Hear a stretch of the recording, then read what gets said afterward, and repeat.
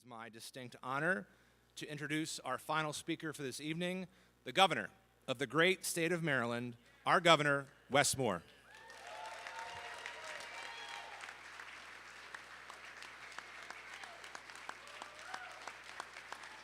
Thank you all. Thank you. Good evening. Good evening. Good evening. What's going on? Good evening, everybody. Thank you. Thank you. Thank you.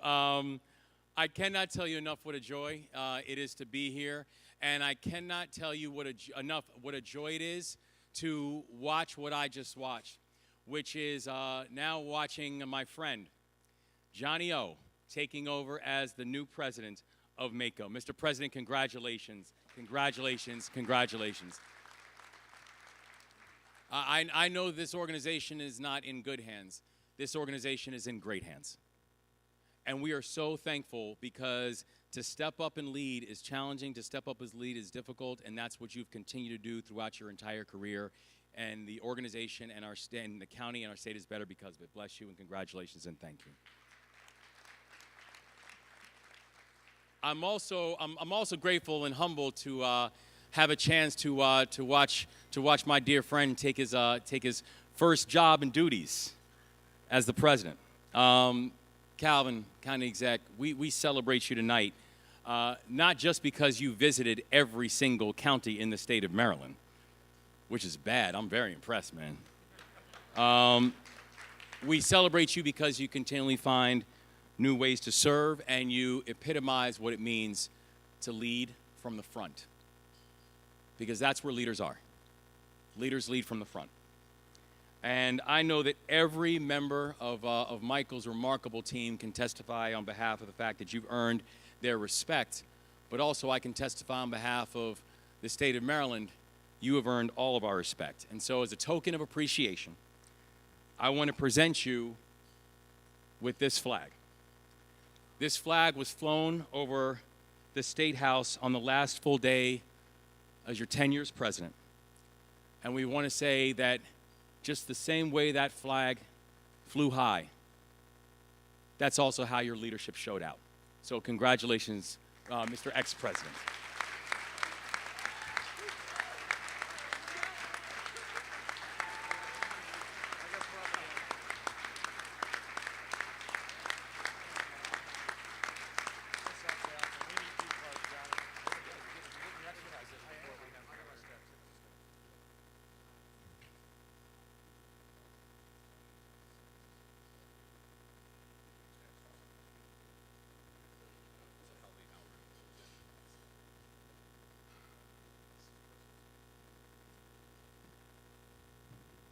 So I know, Calvin has very big shoes to fill, but Johnny's like 6'8". So the organization is in great hands. Michael, to our executive director and your entire team, no governor could ask for a better ally. From the very first days in office, you let us know that we would always have a friend in MACO. And I want to say very clearly, you're always going to have a friend in the State House too. And we're grateful for your leadership and for all you all continue to bring.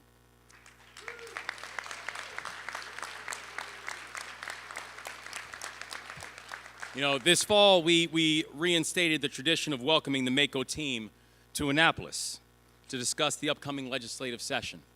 We are excited and proud to do it. And I want to give a big round of applause to the 2024 MACO Board of Directors. Could the MACO Board of Directors please stand so you can be recognized?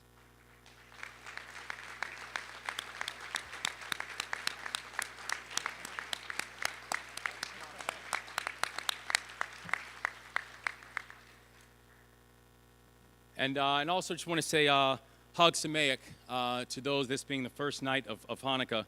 And just say for those who are celebrating, and no matter your faith, I'm sending greetings from my wife, my First Lady, and our state's First Lady, and saying that we wish each and every one of you a wonderful and a blessed holiday season.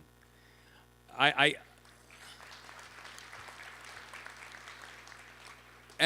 do want to give another quick thank you and take a personal point of privilege. I want to say thank you to my team. You're not going to find a team that runs harder. You're not going to find a team that is more loyal, that is more protective, that is more brilliant, that's more thoughtful, that has sacrificed more. The amount of evenings that I know that I look at the time stamp of some of the emails that you all have sent out, or the text messages that you have sent. The fact that I consistently get feedback from so many of you in this room about how unbelievably responsive this team is and hard charging. I want to let you all know from the bottom of my heart and say it publicly. I appreciate you with everything I have. And thank you so much.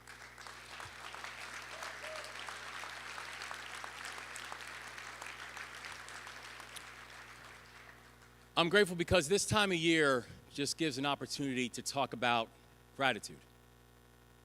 And I know I am completely filled with gratitude when I think about this room because I feel grateful for the trust that we have built over the past 12 months.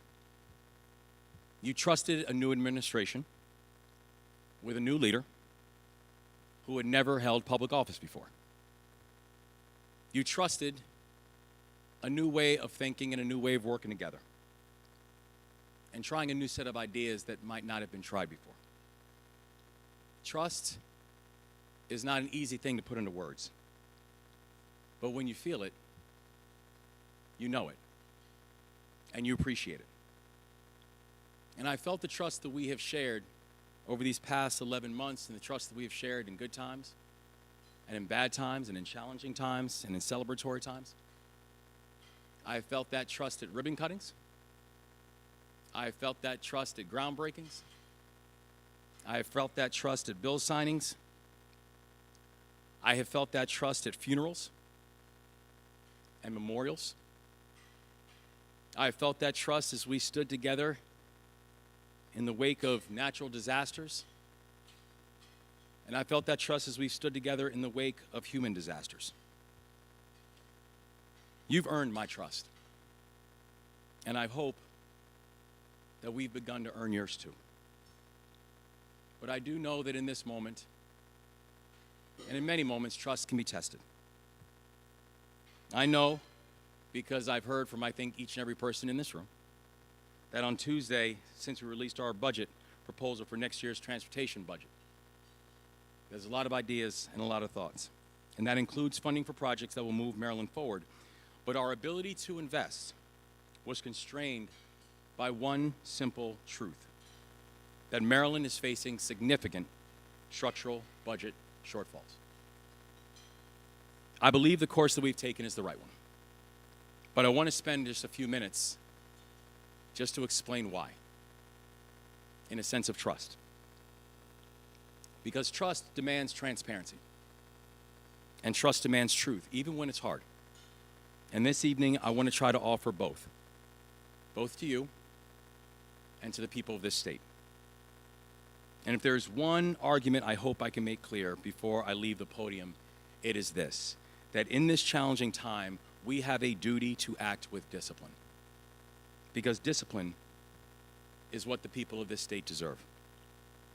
And by acting with discipline, I believe that we can build a better state in the long term, and we can strengthen those bonds of trust,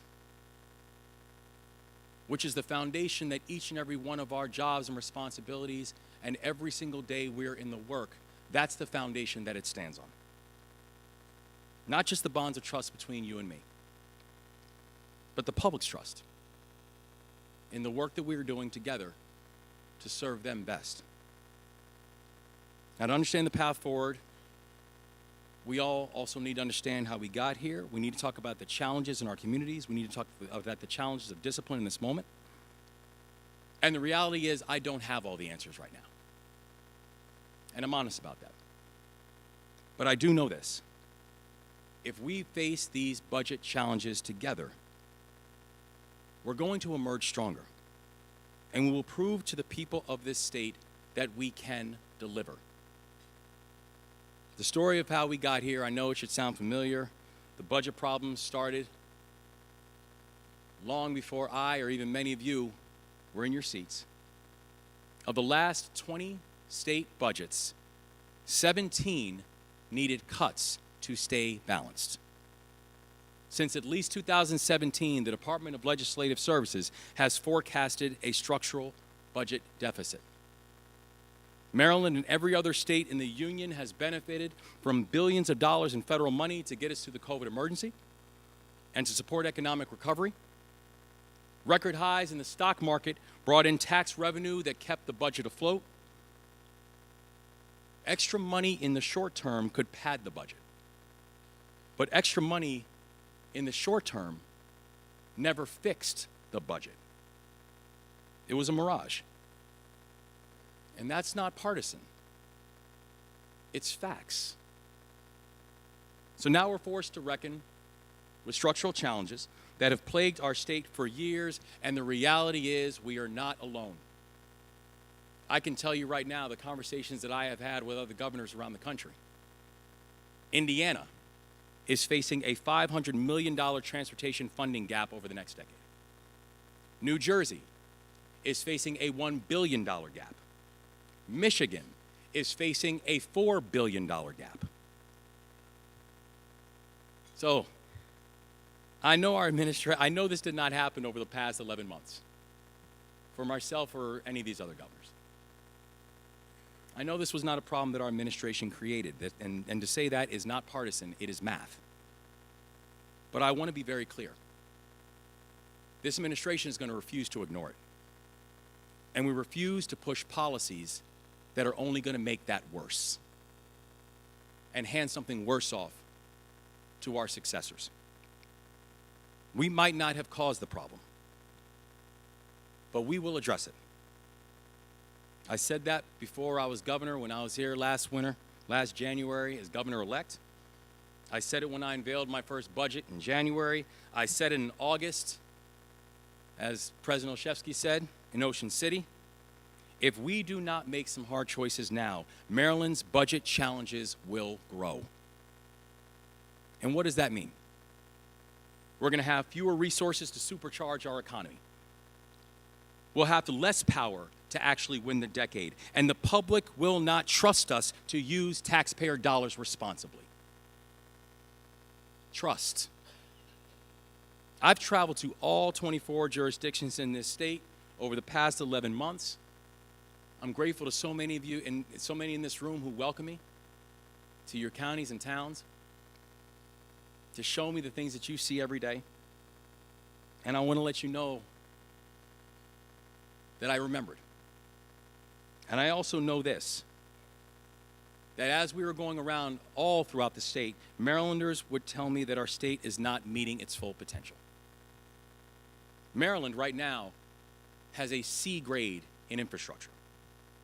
Our number of five-star public schools has steadily declined since 2019.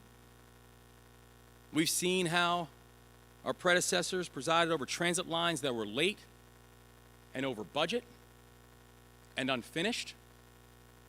Just today, light rail cars in Baltimore that were purchased years ago had to be taken out of service because they were deemed unsafe. That happens hours ago. Marylanders feel like they're paying a lot, and they aren't getting the best in return. I believe we have a responsibility to invest in our priorities, but first, we need to build a strategy for investment that shows the public that we can deliver results in sustainable ways. And here's the hard truth, is that we have spread ourselves too thin. Setting priorities does not mean let's do everything all at once. Let's focus on what it means is let's focus on the things that matter most, and let's focus our efforts in that direction so we can deliver results.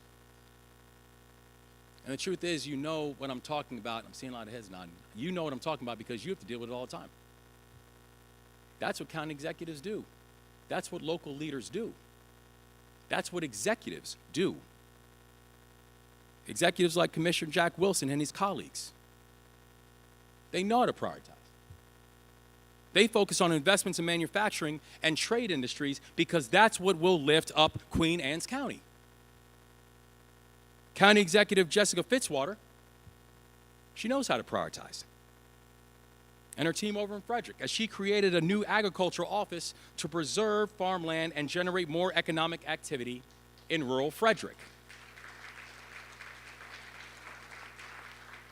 County Executive Mark Elrick, he knows how to prioritize.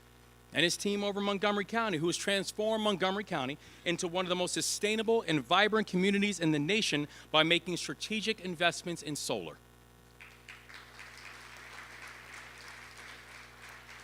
Each of these leaders I just mentioned and so many more have had the courage to elevate certain priorities over others.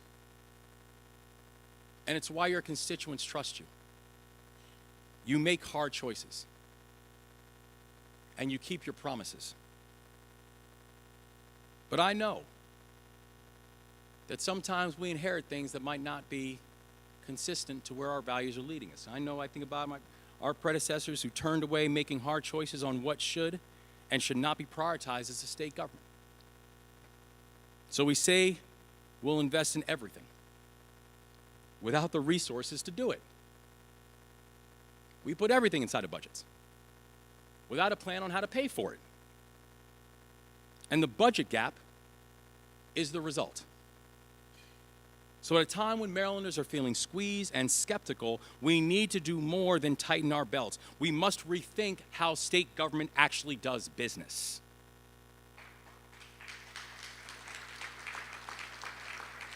Now that work is not going to happen overnight.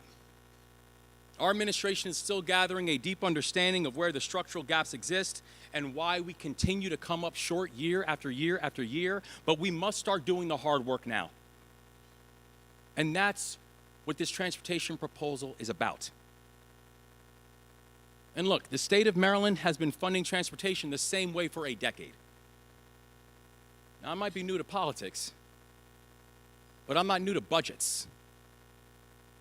I might be new to politics, but I'm not new to balance sheets. If the CEO of a company is using the same anemic business model for 10 straight years in a row, and their business hasn't grown, it's time to rethink a business model.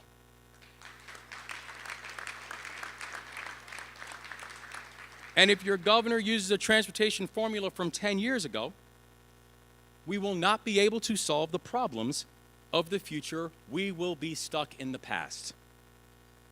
The Transportation Trust Fund has become so outdated that fixing it requires a comprehensive look at how we fund transportation in the first place.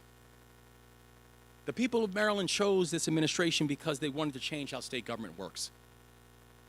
They chose this administration because they know it's time for us to do the hard thing over the easy thing. Papering over problems, kicking the can down the road, and simply asking people to pay more for things that they do not feel are working, that is not hard.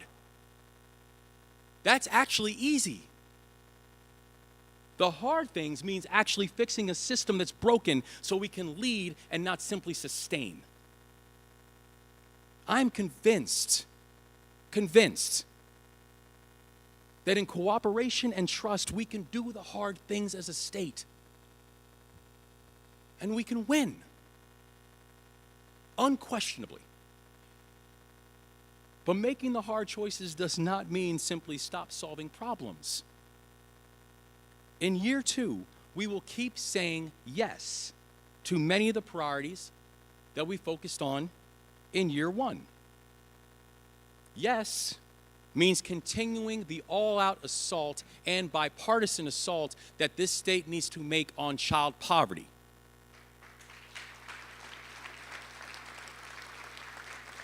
And in 12 months together, we have lifted over 34,000 Maryland children up the next rung on the economic ladder.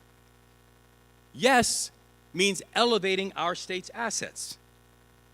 So, for example, because of the investments that we have collectively made together, Baltimore is now a federal tech hub and a federal workforce hub, which will bring tens of millions of dollars into the city for infrastructure.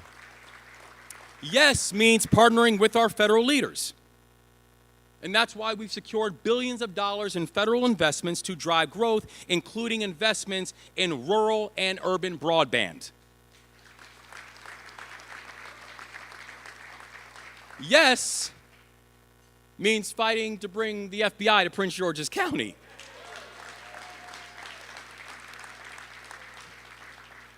And let's be clear, we're not just talking about the fact that this is going to be responsible for over $4 billion of economic activity. We're not just talking about the fact that this is going to be responsible for over 7,500 jobs. We're talking about the fact that this decision, and now that it is coming to Greenbelt, will solidify Maryland as the cyber capital of this country.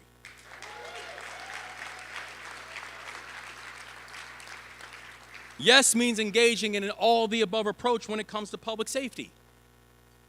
And that means actively supporting local and state law enforcement.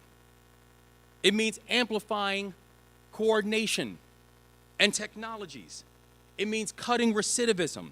It means prioritizing job training from Western Maryland to the Eastern Shore. And today in the state of Maryland, violent crime is down, homicides are down, non-fatal shootings are down. Working in partnership will deliver results, and we will continue working in partnership to deliver results. Yes means making Maryland the state that serves. And this year, together, we launched a first-in-the-nation service year option for high school graduates.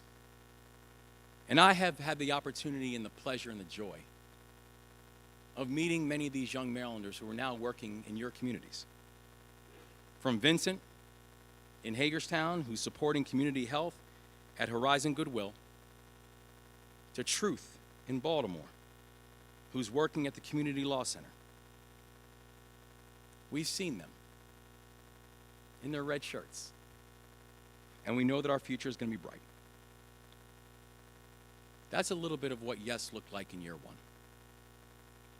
So here's a little sample of what Yes is going to look like in year two.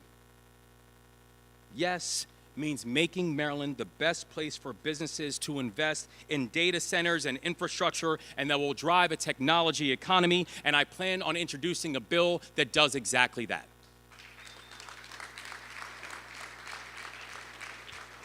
Yes means addressing the workforce shortages in law enforcement so we can do a better job of keeping our communities safe, and I plan on introducing a bill that does exactly that. Yes means making housing more affordable for Maryland families, and we will be unveiling an entire package focusing on housing that does exactly that. I plan on introducing about a dozen bills this year. Eric, Luke, y'all know where you're at. We're going to be busy, man. Together, collectively, with our remarkable members of the General Assembly. I see you, Senator Kagan. Together, we're going to build a more competitive economy. We will protect and elevate our communities, and we will position our state to win this decade. We will meet these goals with data and discipline so we can keep our promises and strengthen public confidence in government. We're going to get this done together. The work does not stop. The partnership does not end. This year will be hard, but I've never been more optimistic about the future. This year is going to be difficult, but I can tell you right now, we're not flinching. We don't lose. That's not what we do. This is Maryland. We win. And we're not going to stop.